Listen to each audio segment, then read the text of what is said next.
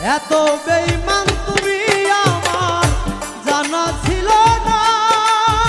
ওরে বন্ধু, জানলে আমার সাধের জীবন নষ্ট হইতো না।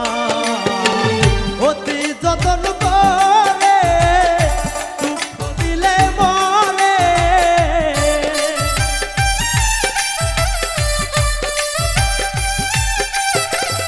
অতি যতন করে দুঃখ দিলে মরে। ওরা এই কপালে আমার সুখ পাইলাম না।